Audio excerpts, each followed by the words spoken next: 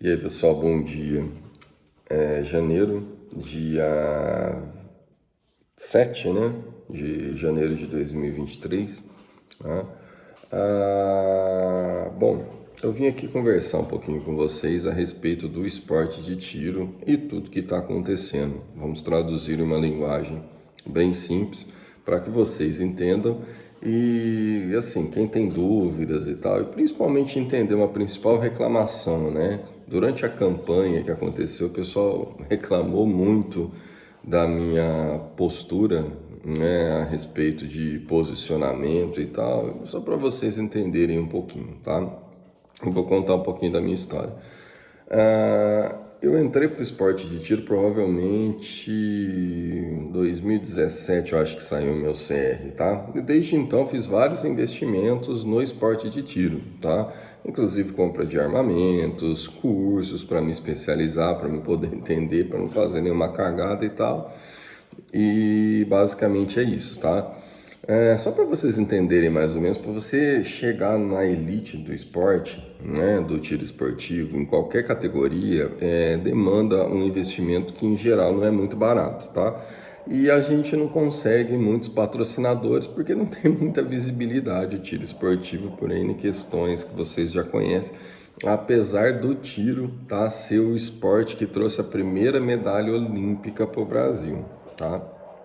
Enfim, como o brasileiro não gosta de história, vamos ao que interessa, tá? O decreto que saiu no dia 1º de janeiro do senhor presidente Luiz Inácio Lula da Silva e as minhas reclamações a respeito disso. Pois bem, esse decreto eu queria abordar 3 pontos, tá? Primeiro ponto, que eu acho bastante importante, tá? Esse decreto hoje bloqueou qualquer atleta de alta performance ou que esteja trabalhando para entrar em alta performance, tá? Conseguir entrar numa competição de nível razoável, um nível internacional, vamos dizer assim, tá? Por quê? A quantidade de armas que eles estão limitando a gente para poder. Armas e munições, né? Não são só armas. Para a gente poder competir é surreal, tá? É simplesmente isso, é surreal. Só para vocês terem uma ideia, eu estava conversando com um amigo que obteve uns resultados razoáveis no campeonato regional nosso. Lembrando que o campeonato regional a gente não serve como base para campeonatos, por exemplo, pan-americano, internacional ou coisas do tipo, tá? O campeonato regional, para ele conseguir um resultado razoável no campeonato regional, ele chega a treinar por semana, atirando pelo menos 500 tiros, assim, brincando, tá? E o nosso querido governo novo limitou a 500 munições, né? O que o atleta pode comprar para treinar. Eu não posso mais comprar insumos para fabricar minha própria munição, que é o que geralmente acontece, a gente faz uma munição dentro dos parâmetros para a competição, né? A gente não pode mais comprar isso, tá? Para poder fazer. Então, olha para vocês verem os absurdos. Outra coisa que a gente falou é o seguinte: dificilmente um atleta de tiro vai competir em uma competição, em uma modalidade só. Por quê? Porque não compensa, tá? Só para vocês terem uma ideia, o campeonato mais famoso que a gente tem aqui no Brasil, que é o Regional CBC, para ele ser razoável, a premiação do campeonato mesmo, que eu quero dizer, o que você investe pelo que você recebe de premiação, a gente falando isso sem patrocínio nem nada do tipo, você precisaria fazer um investimento, você precisaria ter bons resultados e mais do que uma prova, tá? E segundo também, porque você não vai lá para competir numa prova só, né? Em geral, as suas habilidades vão levar você a competir mais do que uma prova, tá? Então esse é o primeiro absurdo, te limita a quantidade de munições, te limita a quantidade de armamento. Resumindo, não tem como você chegar na elite do esporte falando em mundo. Segunda coisa bastante interessante a respeito desse decreto, tá? Foi uma maluquice que criaram, ou seja, eles pediram que os atletas de tiro recadastrem as armas que eles possuem no Sigma, no Sinarme. Rapidamente para vocês entenderem é o seguinte: se você comprou uma arma para defender a sua vida, você registra ela no Sinarme, que é um sistema da Polícia Federal. Se você é um atleta, você registra ela no exército, tá? Basicamente é isso. Então o governo pediu para você registrar de um no outro. O Estatuto do Desarmamento já prevê que o registro do atleta seja feito no exército, tá? Então, ele é inconstitucional quando ele pede isso. Mas vamos dizer o seguinte, eu não devo nada para ninguém, não tem problema nenhum, deixa eu tentar me recadastrar. A quantidade de armas que estão sendo solicitadas para serem feitos os recadastramentos em 60 dias é impossível de ser feita, tá? Impossível, você não consegue cadastrar. Só quem é atleta de tiro sabe a burocracia que é você solicitar um registro de uma arma. E mais do que isso, eles pedem um registro da arma no Sinarme, só que eles não explicam como que vai fazer. Você registrar no Sinarme, você precisa fazer laudo psicológico, laudo de tiro, nota fiscal da arma, blá blá blá, tudo para você fazer. Resumindo, eu tenho essa arma registrada no Sigma, eu tenho CR. Para me registrar no Sinarme, eu vou ter que cumprir todos esses pré-requisitos para solicitar o registro? Ou eu só vou ir lá pedir o registro dessa arma? Tipo, ninguém explica o que tem que ser feito. Porém, deram 60 dias para fazer e você não tem... Sequer a Polícia Federal sabe como que vai fazer isso. E o prazo correndo. E aí fala assim, ô Milton, legal, qual que é o impacto disso daí? O impacto disso é um só, tá?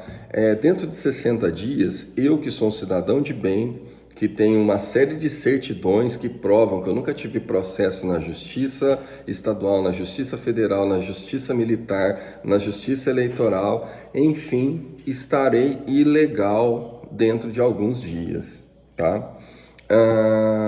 E aí, quais são as consequências disso, né, de eu estar ilegal? A polícia vai querer vir apreender as minhas armas de fogo de forma arbitrária, vamos dizer assim, né? Ou seja, pediram uma coisa que, além de ser ilegal, não deram condições para que seja feita, né? Beleza. E aí a gente entra no terceiro ponto, tá? Esse decreto, ele pede o recadastramento exclusivo de armas de fogo que foram compradas a partir de 2019. O que isso significa? Estão pedindo recadastramento de armas de fogo que foram compradas durante um determinado governo. Por quê? Qual a explicação de fazer isso? No discurso de posse do Lula, ele não falou que a gente ia juntar o Brasil, blá blá blá, aquela conversa fiada toda. Por que o clima de revanchismo pedindo recadastramento específico de armas de fogo, né, de 2019 em diante, que fazia parte do governo anterior, que era oposição a ele? Certo? Então são 3 pontos. Quais são as consequências disso? Se você está ilegal com armas de fogo, tá? E aí, o que vai acontecer? Eu vou ser preso, minhas armas vão ser apreendidas, eu perco meu réu primário? Digamos assim, que seria algo bom, né? Digamos assim, para as pessoas de bem? Não sei. Segunda pergunta que eu gostaria de passar, assim, para a gente poder entender um pouquinho sobre isso daí. Como que eu vou competir, tá, em competições com 500 munições? Só para vocês terem uma ideia, tá? O ano passado eu abri mão de competir em vários campeonatos, foquei especificamente em tentar melhorar os recursos que eu tenho, que não dá para fazer os dois, que eu não tenho grana para isso, tá? Tentar melhorar um pouco os meus equipamentos para tentar entrar no nível melhor de competição. Então, a minha arma principal, eu mexi no gatilho dela, mexi em uma série de coisas que a gente consegue fazer para tentar obter o melhor resultado, tá? Coisas que as pessoas já fazem, tá? Aí eu falo para vocês assim, como que eu vou fazer sendo que eu não posso treinar? Se você chegar lá e falar assim, 1.500 munições para você treinar precisão, que é a principal competição que eu faço hoje, é impossível, não dá. Se chegar lá e 500 munições, você gasta tranquilamente num dia de treino a respeito disso, tá?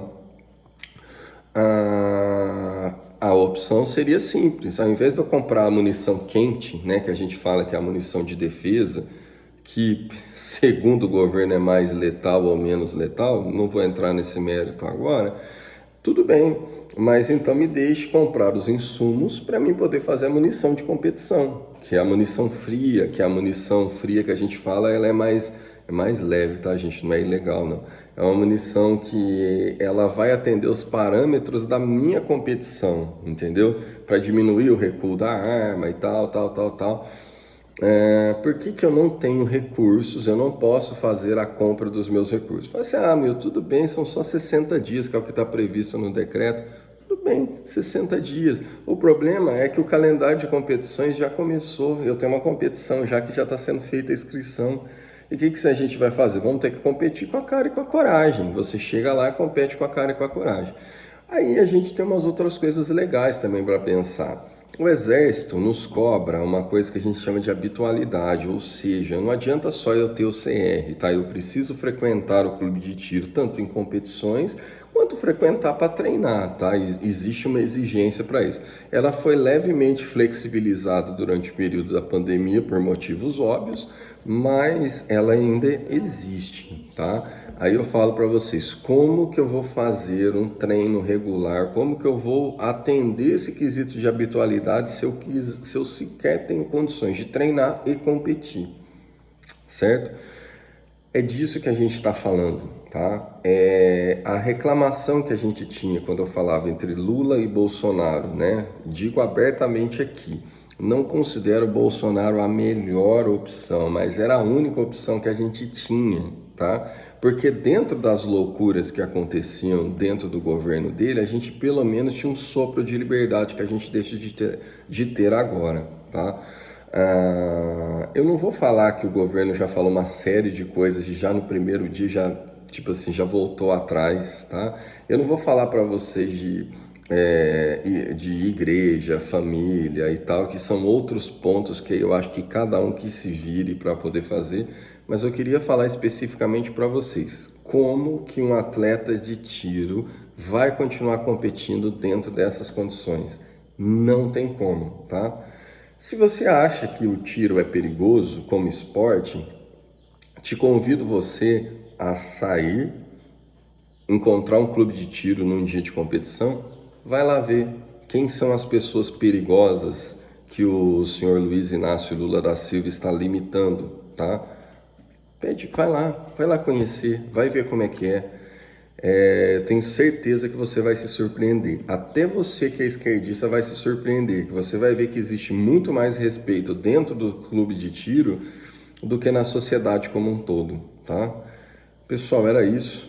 É um desabafo e, assim, é um desabafo mesmo da situação.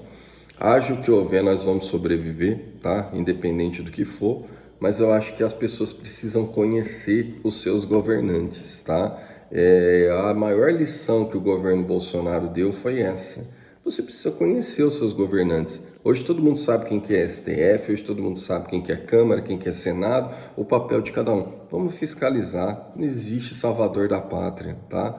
O senhor Luiz Inácio Lula da Silva, está aqui o meu apelo. Por favor, nos deixe competir. Nós somos atletas como qualquer outro atleta que tem no país. Particularmente, eu tenho uma posição bem firme, tá? Eu não vou torcer contra o capitão para o navio afundar. Espero que faça um bom governo. Apesar de não acreditar, eu espero. Mas não vou deixar de denunciar as merdas que ele está fazendo. Beleza? Obrigado, pessoal, pela atenção. Eu propus fazer um canal, que é o que está aí no YouTube, que eu vou colocar o link aí, que é o 762 Nato. Eu até comecei a falar sobre calibres, eu falei sobre o 556. Aconteceu uma série de coisas nessas mudanças de governo e tal, tudo que tinha acontecendo, eu acabei não dando continuidade a isso. Esse é o segundo vídeo que eu estou publicando, era para mim estar falando com vocês sobre o 9mm. Nós vamos voltar a falar, tá?